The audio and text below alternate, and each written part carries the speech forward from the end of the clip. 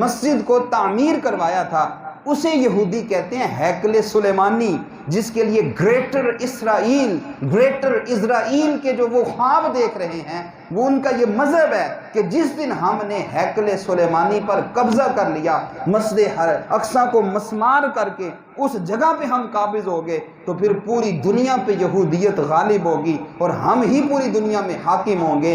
اس جگہ اس کو کہا جاتا ہے ہیکل سلیمانی۔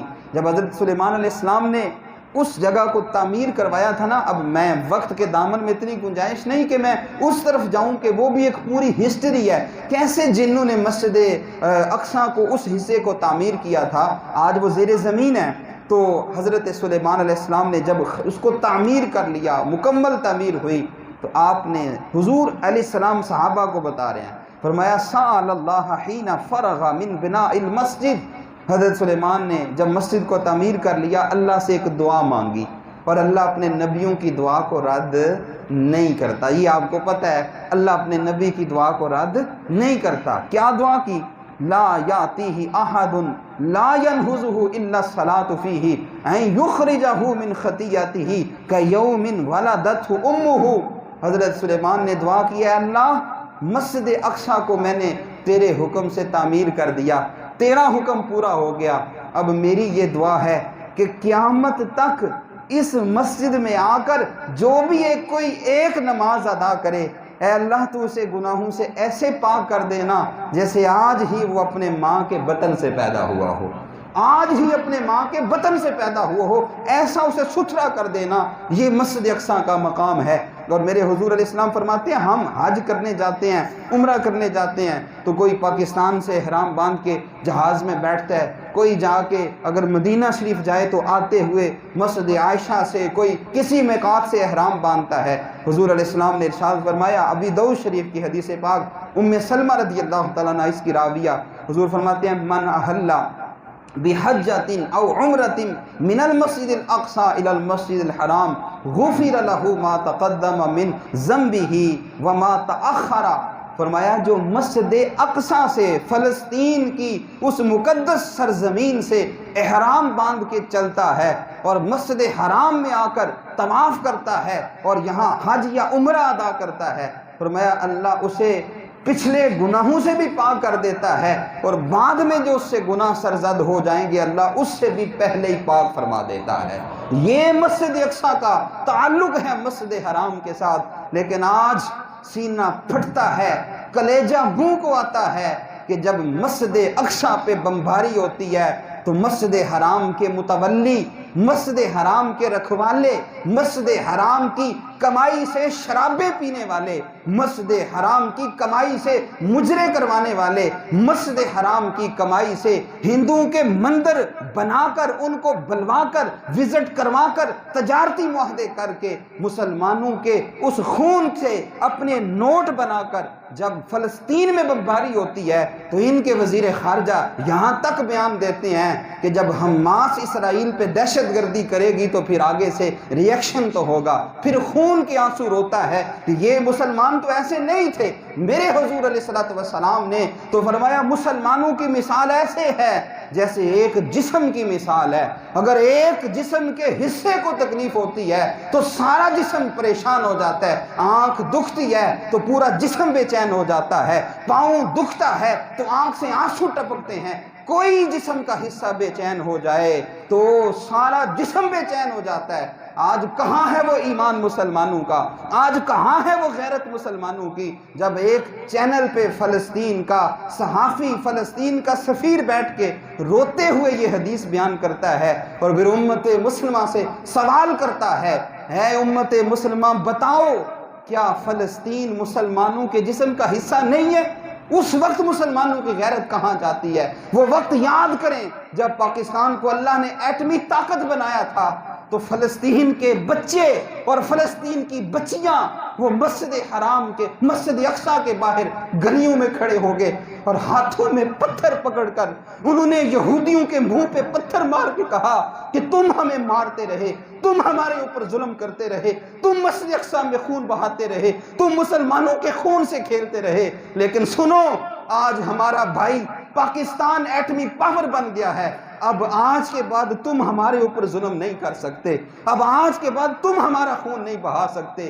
کہاں گئے وہ ایٹمی پاور، کہاں گئی وہ طاقتیں، کہاں گئے وہ میزائل؟ اور حضور علیہ السلام نے تو بہت پہلے بیان فرما دیا تھا، میرے آقا کریم صلی اللہ تعالی علیہ وسلم نے بہت پہلے واضح فرما دیا تھا، فرمایا لوگو میرے صحابہ اس وقت کے لیے تیار رہنا۔ عرض کی حضور کون سا وقت؟ فرمایا صحابہ ایک وقت آئے گا، وہ کیسا وقت ہوگا؟ ایسا عجیب وقت ہوگا، یوشک الامم ان تداعی علیکم کما تداعی العقلۃ الی قصعتها۔ فرمایا میرے صحابہ وہ وقت آئے گا جب سارا کفر متحد ہو جائے گا، سارے کافر ایک ہو جائیں گے، اور فرمایا ان تداعی علیکم، وہ تمہارے اوپر سارے مل کر ایسے ایک دوسرے کو حملے کی دعوت دیں گے جس طرح پلیٹ ایک ہو اور کھانے والے کئی ہوں، جس طرح پلیٹ ایک ہو اور کھانے والے ایک ہوں۔ جناب نیٹو فورس ہو اور جناب کوئی سی بھی فوج ہو، اس سے ہٹ کر ان سب کو آپ دیکھیں، آج وہ وقت آ گیا، سارے کا سارا کفر متحد ہو گیا اور سارے کا سارا کفر ایک پلیٹ فارم پر اکٹھا ہو گیا۔ وہ کشمیر میں خون بہائیں کوئی مسئلہ نہیں، وہ جناب افغانستان میں جو چاہے کر دیں کوئی مسئلہ نہیں ہے، وہ صدام حسین پہ جھوٹا الزام لگا کے پورے عراق کی اینٹ سے اینٹ بجا دیں، تیل کے کنویں پر قبضہ کر کے آگ لگا کے مسلمان بہنوں بیٹیوں کو اس کنویں میں ڈال دیں، کوئی مسئلہ نہیں۔ وہ افغانستان کی ان پناہ گاہوں میں جو غاروں کے اندر جا کے مسلمان پناہ لیں،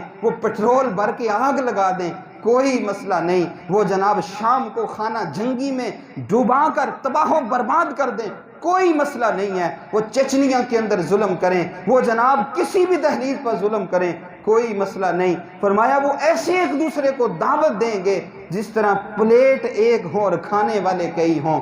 لیکن فرمایا میرے حضور علیہ الصلوۃ والسلام نے فرمایا کہ اے صحابہ کرام وہ وقت آئے گا جب تمہارے ساتھ یہ سب کچھ ہوگا۔ صحابہ حیران ہو گئے اور عرض کرنے لگے حضور ہم وہ جو بدر میں سپر پاور سے ٹکرا جائیں بغیر اسلحے کے، وہ جو احد میں تلواروں اور برستے ہوئے تیروں کے سامنے سینہ تان کے کھڑے ہو جائیں، وہ حضور جو غزوہ خندق میں پیٹ پہ پتھر باندھ کے خندق کھودیں گے اور آگے سے کافر آنے کی کوشش کریں گے تو اپنے سینے پہ ان کے نیزے لے لیں گے، حضور وہ حضور جو ایک ایک لاکھ کا مقابلہ 10-10 ہزار مل کے کریں گے، حضور وہ۔ فرمایا ہاں وہ۔ تو عرض کریں گے وَمِن قِلَّتِ، عرض کیا وَمِن قِلَّتِ نَحْنُ يَوْمَئِذٍ، حضور جب سارا کفر متحد ہو جائے گا، سارے ایک ہو جائیں گے تو کیا ہم تھوڑے ہوں گے؟ ہم تھوڑے ہوں گے، ہماری کثرت نہیں ہوگی۔ فرمایا نہیں، بل انتم یومئذ کثیر، بلکہ تم اس دن آج سے کئی گنا زیادہ ہوگے۔ تمہاری گویا حضور نے فرما دیا، وہ دیکھ رہے تھے، فرمایا گویا 156 اسلامی راستیں ہوں گی، 156 اسلامی ریاستیں ہوں گی، تمہارے پاس سب کچھ ہوگا۔ صحابہ حیران، حضور وہ سب کچھ ہوگا، اتنے کثیر ہوں گے، پھر بھی ہم مغلوب ہو جائیں گے؟ ہم بدر احد والے مغلوب ہو جائیں گے؟ ہم حنین میں لڑنے والے مغلوب ہو جائیں گے؟ فرمایا ہاں ہاں تم مغلوب ہو جاؤ گے۔ عرض کی حضور وجہ کیا ہوگی؟